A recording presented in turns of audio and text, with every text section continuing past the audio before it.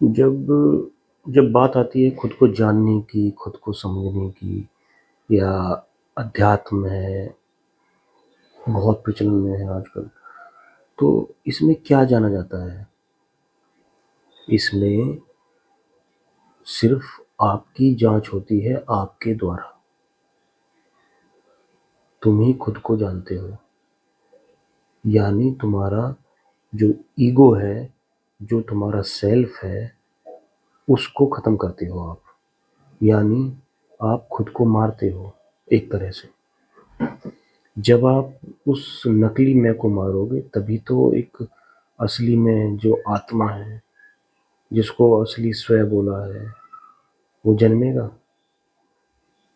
तो अध्यात्म क्या है? अध्यात्म का कुल मतलब इतना है कि चाहे कोई मेथड, कोई विधि, कोई ध्यान के बहुत सारे जो मेथड्स हैं, उनका उपयोग करके, चाहे आप नॉन डुअलिटी की तरफ जाए, अद्वैत वेदांत, डायरेक्ट पाथ है, बहुत सारी चीज़ें हैं।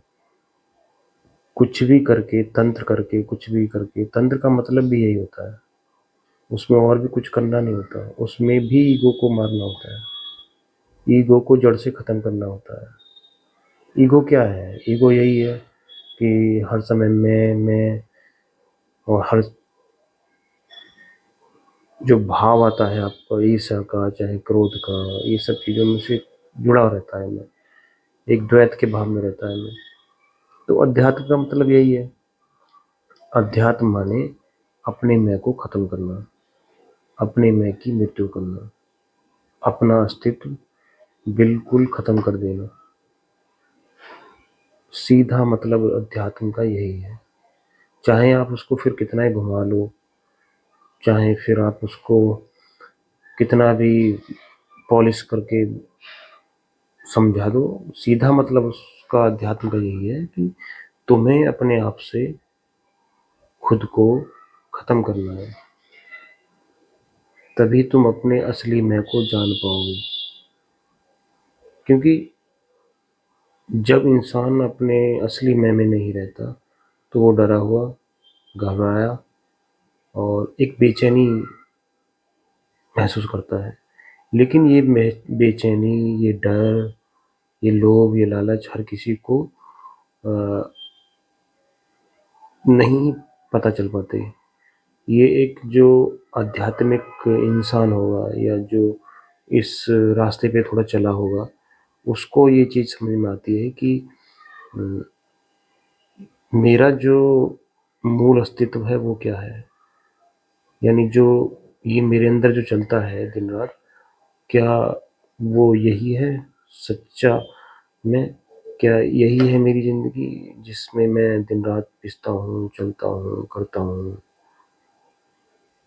या कुछ भी होता हूँ? क्योंकि हर समय हम बदल रहे होते हैं।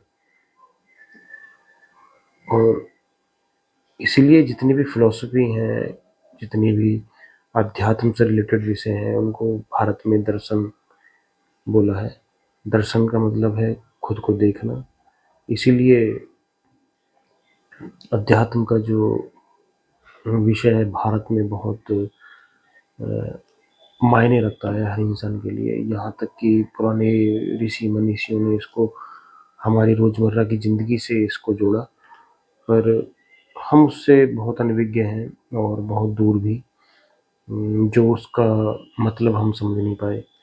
पर आज के समय में अगर साइकोलॉजिकल लेवल पे या साइंस के लेवल पे बहुत सारी तरक्की या इतने सारे रिसर्च हो चुके हैं, तो क्यों ना इसको बहुत ही आसान भाषा में समझ लिया जाए। क्योंकि साइकोलॉजिकल लेवल भी हमारे मन के लेवल का की बात करता है, लेकिन अध्यात्म उससे बहुत आगे की बात करता है, जो हमें मन के पार लेके जाता है, जो हमें मन के बियॉन्ड लेके जाता है कि आखिर माइंड के जो बियॉन्ड है वो क्या चीज़ है।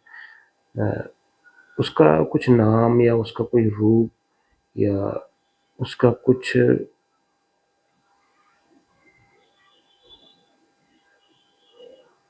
नहीं हो सकता, कुछ भी उसका, उसके लिए कोई नाम भी देना शायद गलत होगा।